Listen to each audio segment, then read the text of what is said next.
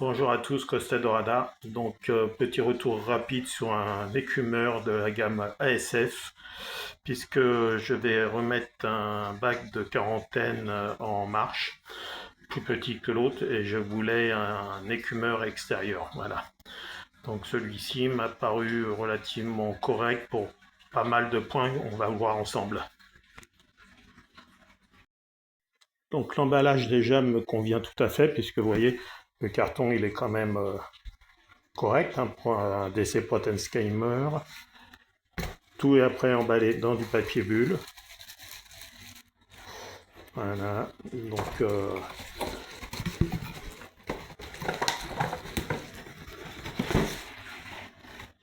il meurt par lui-même.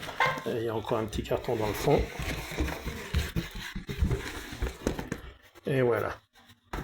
Là, cette fois-ci, je suis arrivé à la fin. Donc voilà ce qu'on trouve dans le colis, à vrai dire, dans le carton. Un petit carton. Celui-ci est le corps de l'écumeur. Donc, à vrai dire, dans ces trois cartons, enfin dans ces deux blisters plastiques et carton, voilà ce que j'ai retrouvé. Donc, la pompe ASF. Alors, je vais vérifier, mais ce qui me paraît bien, et c'est ce qui m'a poussé à prendre ce style de produit, c'est que pour un petit écumeur comme ça, il me semble que le rotor est en titanium. Je vais vérifier, oui, voilà, c'est bien ça. Vous voyez, titanium rotor. Donc c'est quand même un gage de qualité, comme dirait l'autre. Vous avez l'alimentation électrique, classique. Hein.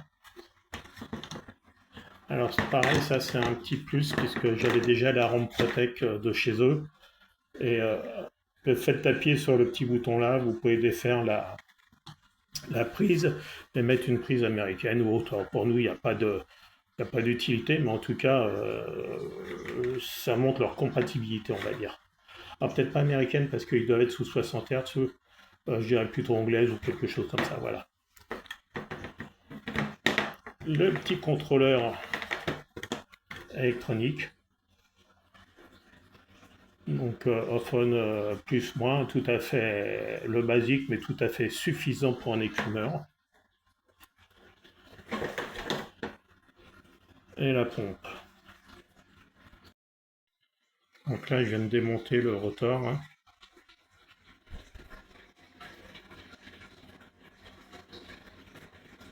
Ouais, rotor sympa, c'est propre en tout cas. On a dire.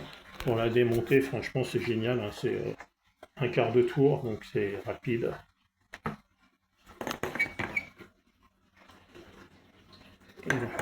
Donc ça, c'est le top. Ok. Donc là,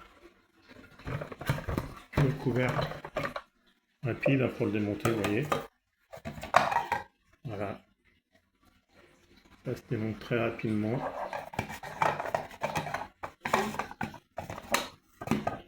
Ça c'est cool. Là, c'est si ça sert de trop plein, on va dire. La vis de fixation sur votre bac. Ce que j'aime bien là dans le bouton molletonné là, c'est que c'est un plastique souple. Ça au toucher, c'est assez agréable à vrai dire. Voilà. La piste de réglage. Bon, bah écoutez, il ne me reste plus qu'à le mettre en route hein, dès que j'ai le bac. Hein. Là, le petit robinet ici, c'est pour fermer l'arrivée d'eau ou pas pour le réglage. Donc il est vraiment très simple. Le corps en PVC, moi il me plaît bien, transparent, parce que vous voyez bien ce qui se passe dedans, on va dire. Vous voyez bien si ça fonctionne.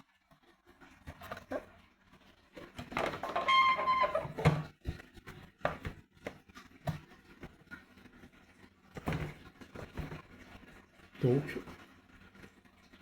Ouais, j'en suis vraiment satisfait déjà sur le plan esthétique et sur le plan fonctionnel. Donc, bah, écoutez, dès que je mets mon nouveau bac de quarantaine en fonction, je mettrai l'écumeur en route et je vous montrerai comment que ça fonctionne.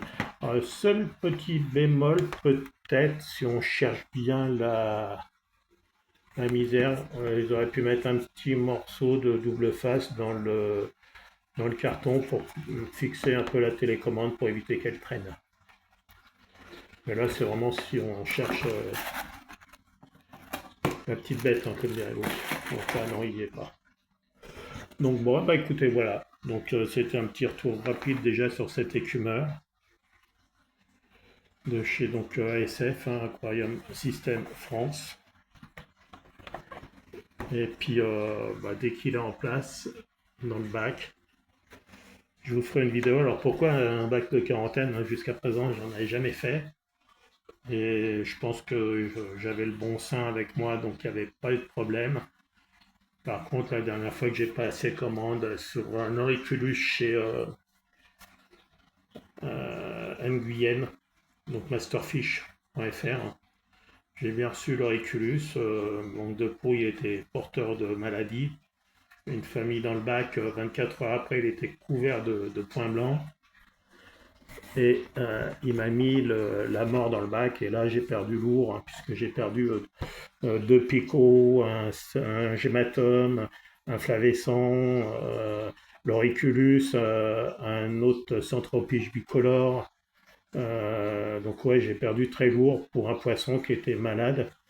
Et après renseignement, apparemment, sur les auriculus de chez Masterfish, il y en a pas mal de gens qui ont eu des problèmes identiques aux miens. Bizarrement, c'était peut-être une mauvaise série. Comme il est en promo, est-ce que c'était un one shop, on reçoit et on vend le plus rapidement possible sans y faire plus gaffe? À partir du moment où il mange, on le balance sur le marché. Enfin bref, je sais pas. Mais bon, déjà une commande qui s'était mal passée puisque j'avais des sachets carrément ouverts dans le carton. Mais là, ils avaient joué le jeu, hein, donc heureusement d'ailleurs. Mais là, sur le coup de Riculus, ça n'a pas été cool du tout. Voilà. Donc maintenant, bac de quarantaine obligatoire. Ce qui n'empêchera pas non plus le poisson, quand je vais le transférer après dans l'autre aquarium, d'être peut-être d'avoir quand même des points blancs. Mais en tout cas, ça ne sera pas d'une maladie comment dire, du revendeur. Voilà. Donc voilà un petit peu pourquoi je vais mettre un bac de quarantaine, puisqu'il y a des poissons qui vont arriver justement pour remplacer ceux que j'ai perdus. Et ben allez, là-dessus, je vous dis donc à bientôt.